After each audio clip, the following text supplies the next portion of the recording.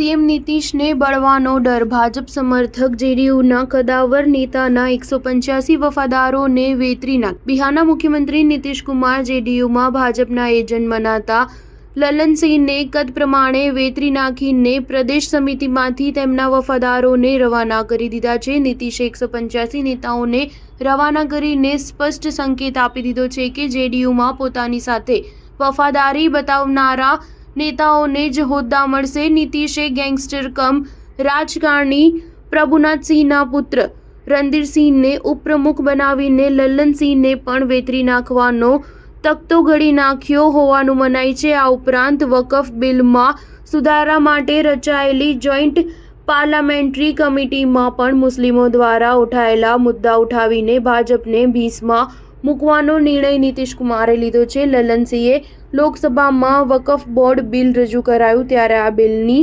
તરફેણમાં આક્રમકતાથી દલીલો કરી હતી. તેના કારણે નીતિશ કુમાર નારાજ છે.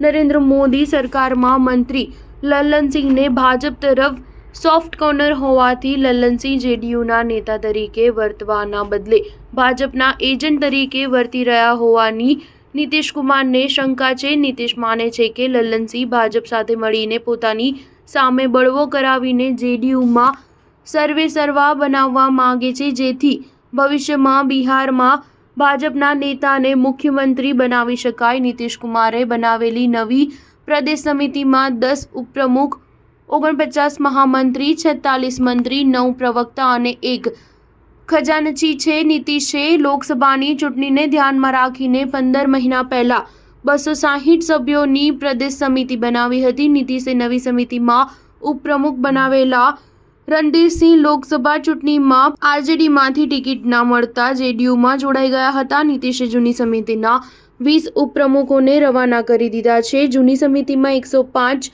મહામંત્રી હતા, તેમાંથી મોટા ભાગને હટાવી દીધા છે. સ્ટાર ન્યૂઝ 7 હંમેશા સચ્ચાઈની સાથે.